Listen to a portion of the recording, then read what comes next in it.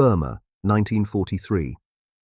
The tropical air was a suffocating mix of humidity, cordite smoke, and the metallic heat radiating off a freshly disabled British Crusader tank. In the foreground, surrounded by mud slicked thick with recent rain, knelt Shigeru Watanabe. His position was precise, low angle, framing the tank's burning turret against a high, bright sun. Watanabe was an army cameraman, a propagandist. His current subjects were 3 imperial soldiers, ordered to hoist their rifles in a triumphal pose, faces grimacing in what was supposed to read as victory, but looked dangerously close to fatigue. The air around them crackled with the sound of his camera shutter. This was the raw material of empire, a moment of engineered glory, ready for mass consumption back in Tokyo. But every photograph you've ever seen of Japan's victories in Asia was choreographed. Look closer, past the staged celebration, past the muzzle flash, into the swirling, acrid smoke that provided a dramatic yet convenient backdrop.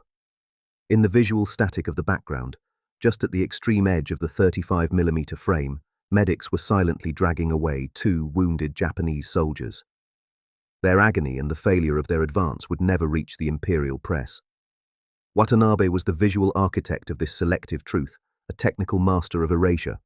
Watanabe, a former studio portrait photographer drafted in 1939, was tasked with the most crucial job of the war, to use his camera to create an image of Japan's empire that was invincible. His orders were simple: glorify every advance, diminish every cost, and eliminate every sign of defeat. He was the keeper of the visual myth. But the promise of this story lies not in the photographs he published, but in the ones he deliberately hid. Decades later, his undeveloped negatives, rolls that documented the chaos, the mud, the despair, and the crumbling reality, would expose the opposite of glory, a nation buckling under its own devastating illusions. This hidden archive is the ultimate photographic record of a great power's inevitable, desperate lie.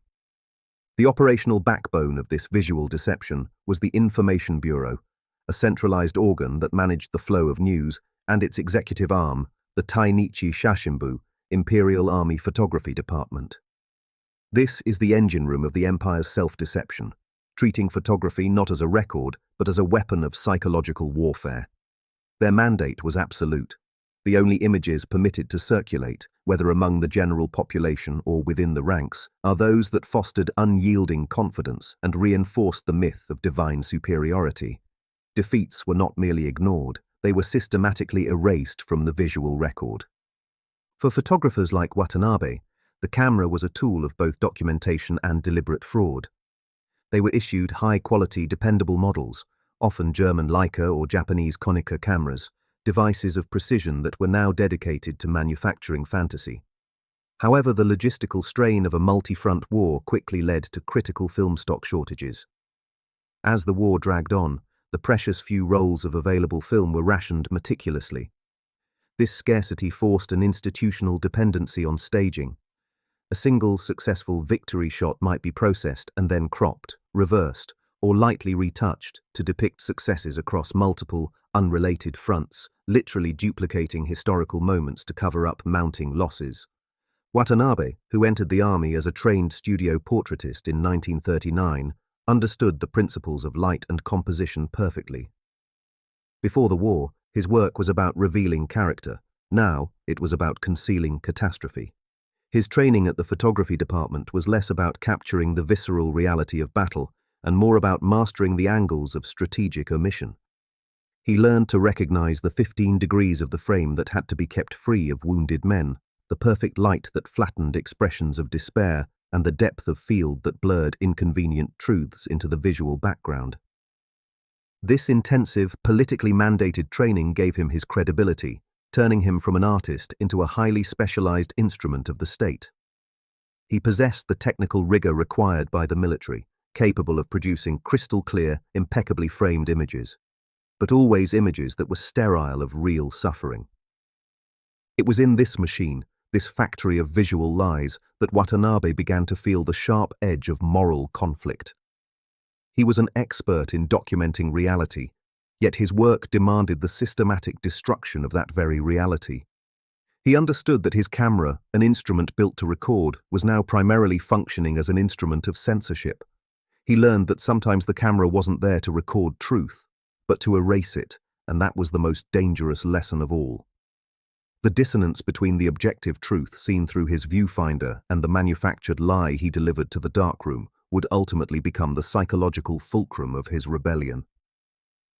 Watanabe's first assignment, the one that forced the mechanism of his moral conflict into motion, was the aftermath of the Japanese entry into Nanjing. This was not a scene of active combat, but of cold, calculated documentation. His task was to photograph the city's supposed reconstruction, the return to civil order, and the joyous welcome of the occupying forces. The reality, however, was still fresh devastation. He was directed to a main thoroughfare where debris had been cleared, but the psychological scars of the conflict remained raw. His supervising officer, a stern major from the Information Bureau, treated the scene like a theatrical set. Watanabe watched, appalled, as soldiers were ordered to physically repose for the camera, trading their exhausted expressions for manufactured grins. In one micro-scene that burned itself into his memory, officers used long poles to arrange corpses out of frame, shoving them into ditches or behind crumbling walls to ensure the background remained clean and suitable for public consumption. Watanabe received his orders with the cold precision of a director guiding a play. Wider angle, Watanabe, smile wider, lift the flag higher, wait for the sunlight. The light must be behind us, not on their faces, behind us. His instructions were never about what happened, but about how it would look to a desperate public in Tokyo. He learned that every single photo he submitted to the Information Bureau was subject to a second, more vicious form of censorship, hand retouching. Before publication in periodicals like the Asahi Graph or release by Dome Press, specialists meticulously altered the negatives, whitening the faces of soldiers to remove signs of fatigue and using chemicals to blur or eliminate any telltale shadows of defeat. The goal was to produce a synthetic reality. This constant performance of falsehood created a profound rupture in Watanabe's professional soul. He was a photographer who believed in the integrity of the lens. Now he was a technician of the state's delusion. It was this cognitive shock that fueled his private defiance. Between official assignments, while his comrades rested or performed routine tasks, Watanabe would begin secretly shooting his own, forbidden frames. These were not photos of victory or defeat, but of quiet, inconvenient truth. The hollow-eyed stares of refugees on the outskirts of villages, the geometric lines of a burned-out landscape under the harsh equatorial sun, the honest fatigue on a soldier's face as he slept. These were the moments captured in private dusk frames that contrasted violently with the official daylight of the state. These secret negatives, hidden inside his film canisters, were the beginning of his shadow archive, the first quiet act of rebellion against the machine he was trained to serve. The psychological fulcrum of Watanabe's rebellion was reached during a routine documentation of a victory march through a recently captured Burmese town. The scene was staged for the camera, banners waving, citizens allegedly cheering, and troops marching in perfect, disciplined synchronicity. Watanabe was positioned on a rooftop to capture the perfect geometric sweep of imperial dominance. His camera clicked, dutifully recording the authorized propaganda, but as he scanned the street below, ensuring the frame was clear of any disruptive elements, his lens moved too quickly. For a fraction of a second, his Konica captured something the state was desperately trying to erase. In the background, past the waving flags and the marching boots, his camera framed a skeletal, abandoned market stall. And in the immediate foreground of that stall, a small child was scavenging, pulling small, ragged scraps of clothing from a pile that was almost certainly the remnants of corpses. The image was fleeting, visceral, and captured the true, devastating cost of the victory parade unfolding just a few meters away. Watanabe completed the role, his hand steady, but his mind reeling from the accidental truth he had just recorded. When the role was submitted to the Information Bureau's field lab, he knew the risk he had taken. A week later, his developed negatives were returned, accompanied by the cold, unambiguous censor's seal. The entire strip was approved, save for a single frame. The offending negative was marked with a thick, red grease pencil accompanied by two terrifying words: delete, unusable. This was the turning point. The system hadn't just rejected the image, it had rejected the reality of the image. The camera had recorded an objective truth, a child scavenging from the dead, but the machine classified that truth as unusable, a malfunction. Watanabe was publicly celebrated for his patriotic art that day, yet privately haunted by the single forbidden frame. His cognitive dissonance reached its peak. He was praised for the quality of his work, but the truth within his work was judged a capital offense. This administrative order, this cold judgment, forced his first true act of rebellion. The censor had demanded the destruction of the negative. When Watanabe returned to his supplies, he had 2 film canisters left, one for official use, one containing the few, precious, forbidden frames he had already taken. He quietly slipped the deleted strip of film, the one containing the child, into his private canister. He then returned the officially approved roll, minus the excised anomaly, to the archives. This was a calculated, life-altering choice. The act of preserving the forbidden negative was the point where his identity fractured. He realized that the camera, the tool he revered, was not a liar. It was the machine that processed its output that lied. The truth had been captured perfectly, but the Empire could not afford to see it. He internalized the bitter lesson, formulating the quote that would define his mission. "They told us the camera never lies." That was the first lie I ever photographed. From that moment on, Shigeru Watanabe officially served the Information Bureau, but his lens served the truth, and his life was now dedicated to building an archive that would eventually expose the Empire's grand, lethal illusion. The summons came not as an accusation, but as an honor. Weeks after the child scavenging incident, Watanabe was called not to a disciplinary hearing, but to the Information Bureau's headquarters, a place of hushed, formal power far removed from the Burmese mud. He was ushered into a small, brightly lit room where his latest official prints were arrayed on a massive table. The major who had supervised him in the field was present, alongside a high-ranking propaganda officer, impeccably dressed and radiating intellectual detachment. The officer did not speak of the content, the war, the enemy, the soldier's heroism. He spoke only of geometry. He took a thin pencil and overlaid a compositional grid onto one of Watanabe's recent photographs of a tank column advancing across a bridge. "Watanabe," the officer began, his voice dry and academic, "you have mastered the rule of thirds for the state. Observe how the Japanese flag, though small, rests precisely on the upper right intersection point, the point of highest visual interest. This is the geometry of glory." The officer proceeded to explain the visual formula with chilling precision. Dominance, he instructed, required the horizon line to be placed low on the frame, making the subject, the Japanese soldier, appear to rise against the sky, unburdened by the earth. Emotional resonance was achieved by positioning the most aggressive, hopeful elements on the right third, driving the visual narrative forward, always into the future. By adhering to this compositional doctrine, Watanabe wasn't just taking a picture, he was manufacturing ideological certitude. The propaganda wasn't about the presence of a flag, but the location of the flag. He realized the state was using principles of classical art not to enhance beauty, but to enforce delusion. The machine's ability to lie was not based on chance, but on a scientific methodology of visual manipulation.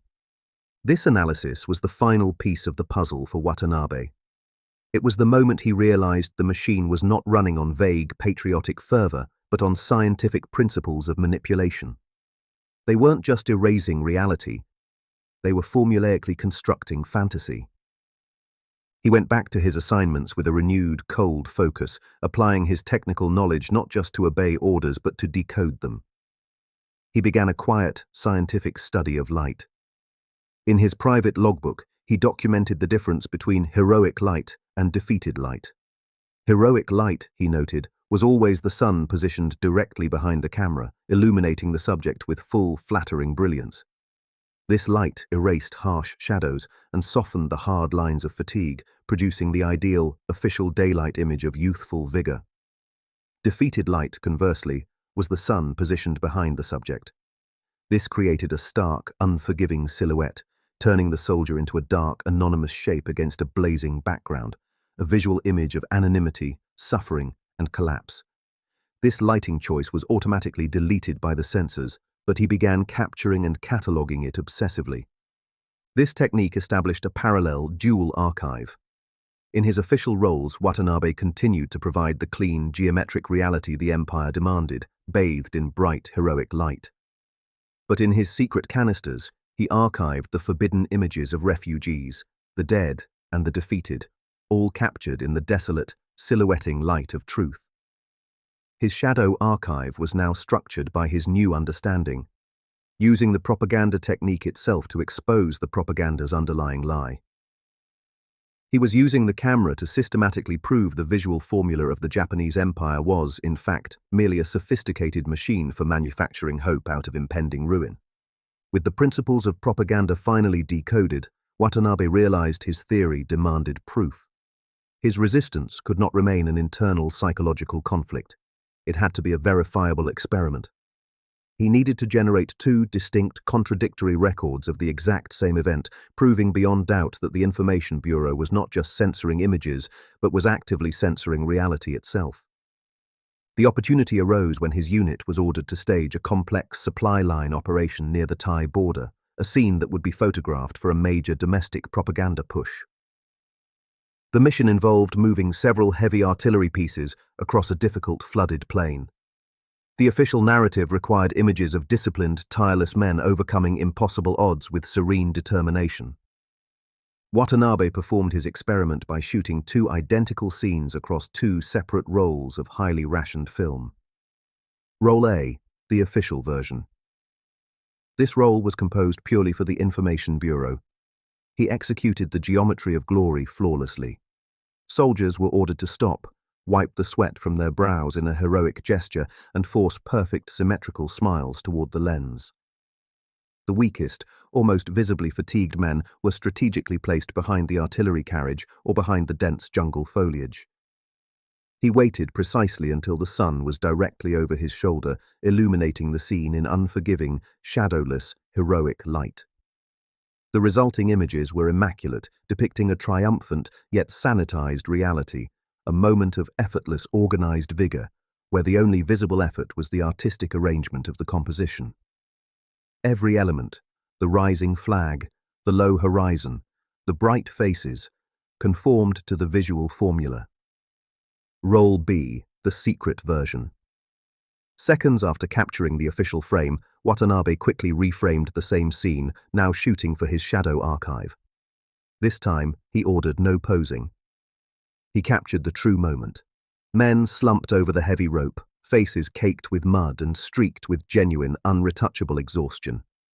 The chaos and disorder, the broken harnesses, the buzzing flies, the sheer, crushing weight of the equipment, remain untouched.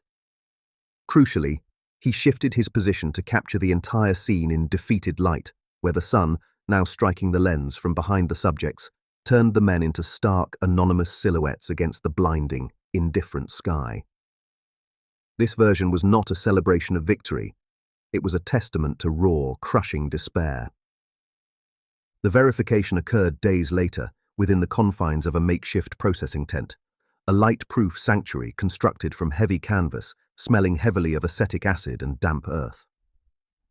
Under the dim red safety light, Watanabe developed both rolls, treating them with the same chemical precision. When the strips were dry, he held them up to the light, comparing the two archives. Roll A showed vibrant, youthful faces marching into a bright, unquestioning future. Roll B showed dark, anonymous ghosts moving through a landscape of mud and chaos. The difference was not merely one of framing, it was a chasm of acceptable reality. The official roll was technically perfect, emotionally vacuous, and politically safe. The secret roll was technically challenging, emotionally visceral, and politically treasonous. Watanabe had systematically proven that the Empire's visual archive was not a record of war, but a carefully curated vacuum, proving the integrity of the camera only by exposing the malignancy of the state that controlled it. He had tested the system, and the system's flaw was its inability to tolerate a single frame of truth. The calendar turned to 1944. The geometry of glory was fracturing, and the relentless, undeniable reality of the war finally caught up to the front lines where Watanabe served. The Imperial Army's forces in Burma were no longer advancing. They were desperately clinging to existence, surrounded by British and Indian troops, starved, exhausted, and decimated by disease and disease. The long, impossible campaign was collapsing into a brutal, fatal retreat.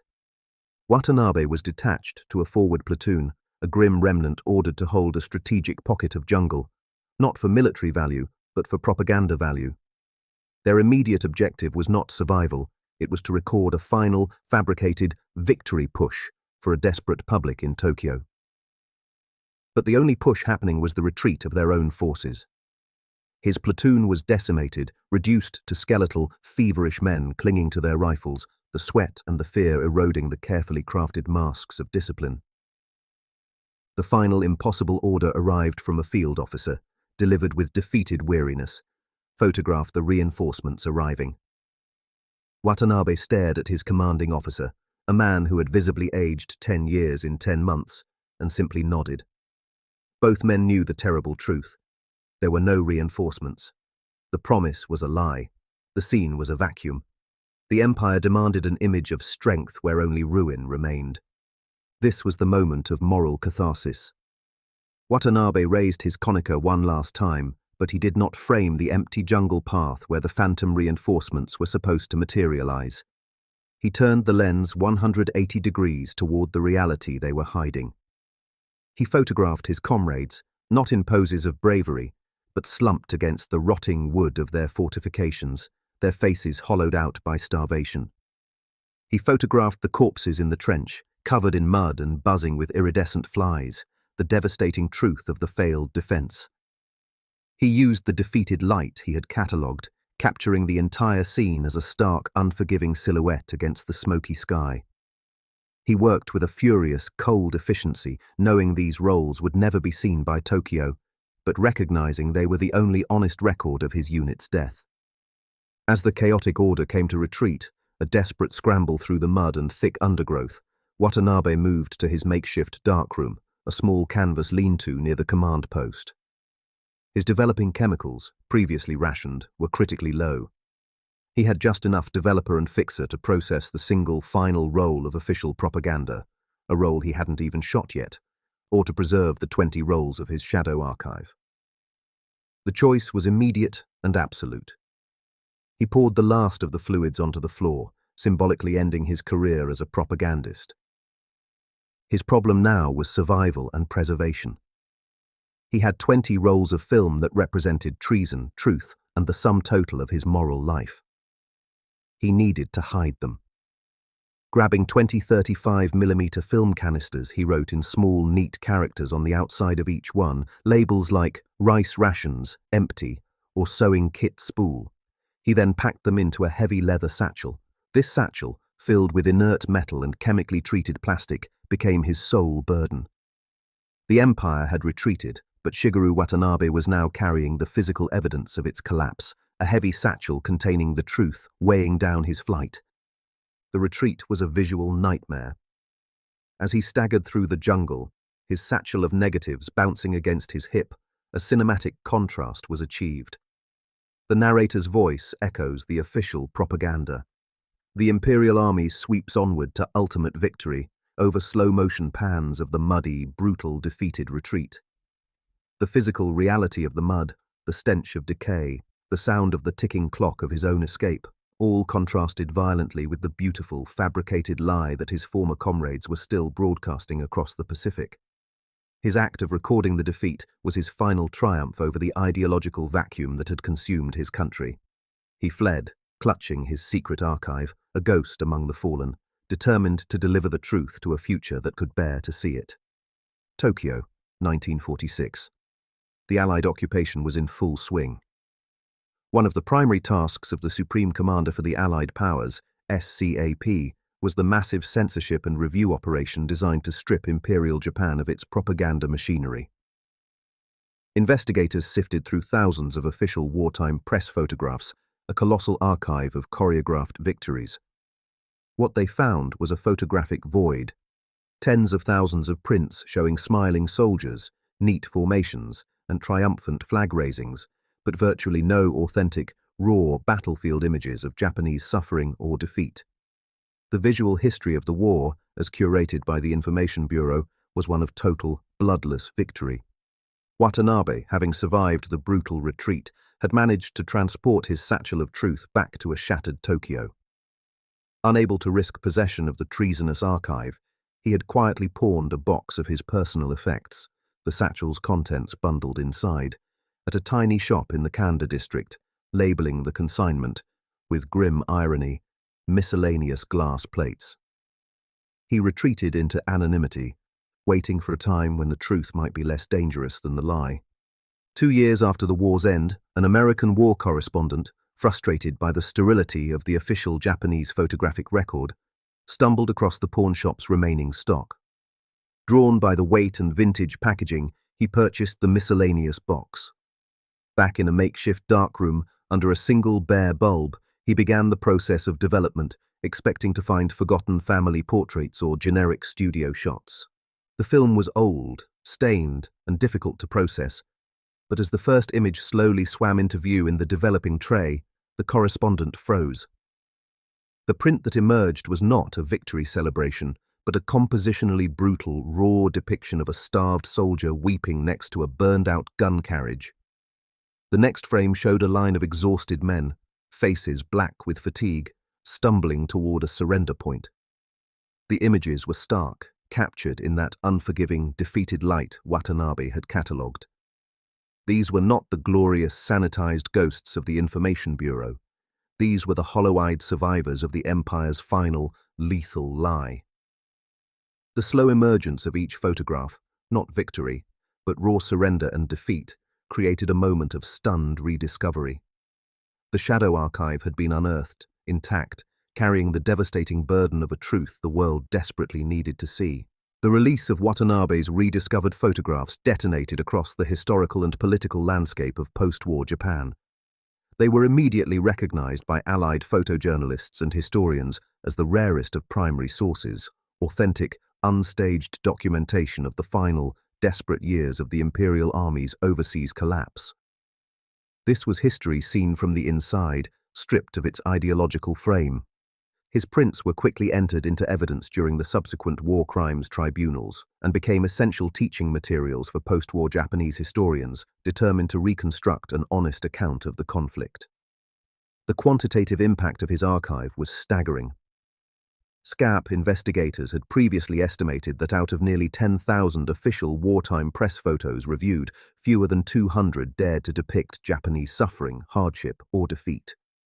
Watanabe's 20 rolls of film, though a tiny fraction of the total volume, effectively doubled that entire historical number of known, non-propagandistic images of collapse. His single act of defiance provided a 100% increase in the visual counter-narrative. More profoundly, Watanabe's style, his meticulous documentation of the defeated light and the chaotic reality, ignited a powerful movement in post-war Japanese art. Photographers like Ken Domon and Shomei Tomatsu, who sought to document the painful reality of a nation rebuilding, consciously adopted his aesthetic of raw, unflinching realism. They used the same gritty, high-contrast black and white, and the same stark silhouetting techniques to capture the truth of the Hiroshima aftermath and the crushing poverty of the immediate post-war years. Watanabe's truth, once locked away in a rice ration canister, became the visual grammar for a new, honest Japanese identity. His photographs proved the promise of this story. The truth, when meticulously documented and carefully preserved, possesses a strategic impact that transcends the moment of capture. His vision, developed in secret, quietly rewired the nation's collective memory, providing the visual evidence that finally allowed Japan to confront the tragedy hidden behind the propaganda facade. He was not just a photographer. He was the accidental architect of Japan's visual reckoning. Watanabe's archive did more than provide general evidence of defeat. It served as a direct, frame-by-frame correction of the Empire's most persistent and lethal myths. By comparing the officially published photographs with their corresponding shadow negatives, historians could systematically decode the entire propaganda apparatus.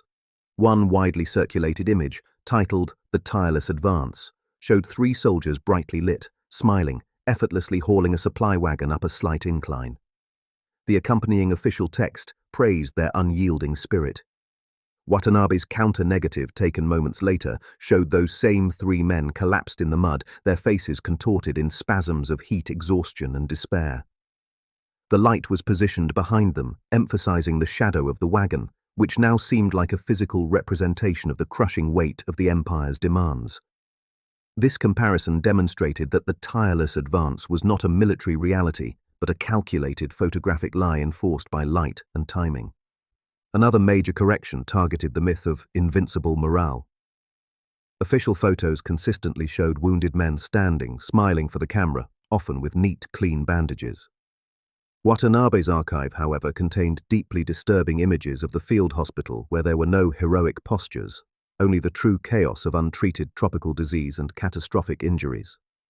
These photos, taken in the dim, unflattering interior light of a field tent, provided the visual proof of administrative failure and the horrifying scale of human loss that the state had declared aesthetically and politically impossible. Watanabe's dual archive was thus a Rosetta Stone of visual deception. It didn't just show what happened, it showed how the truth was systematically converted into a lie, proving that the Imperial Army's greatest enemy was not the Allied forces, but the unvarnished reality of its own defeat. His photographs forced a correction to the historical record, demonstrating that when a state's ideology fails, the camera remains the ultimate, unforgiving witness. Watanabe died in obscurity in the 1980s, never seeking recognition, having fulfilled his moral duty the moment he decided to save the rejected frames. He saw himself not as a hero, but as a custodian who simply ensured the survival of evidence. He retreated from his life as a photographer, haunted by the dualities he had created, the beautiful lie that earned him praise, and the ugly truth that could have cost him his life. His final legacy rests on a foundational truth of the digital age, a concept that now defines our relationship with information: the importance of the counter-narrative. Watanabe proved that true freedom isn't just about possessing the tools to record reality, the camera, but about possessing the courage to preserve and diffuse the inconvenient record. His action demonstrated that a single, meticulously curated archive can dismantle an empire's entire narrative. Today, his collection is used to teach new generations about the strategic use of light, composition, and omission in state-sponsored media. The lesson is clear. Every official image, whether from a government, a corporation, or a powerful entity, is inherently censored in some way, framed to reinforce a specific narrative. Shigeru Watanabe, the propagandist who exposed the lie by mastering the geometry of truth, left behind a testament not to war, but to the enduring, subversive power of objective observation. His voice remains silent, but his lens still speaks, reminding us that the most dangerous lie is not what is shown, but what is purposefully left out of the frame. His negatives are the shadow history of a nation, proving that the smallest act of moral defiance, the simple act of preserving a single honest roll of film, can hold the weight of entire generations.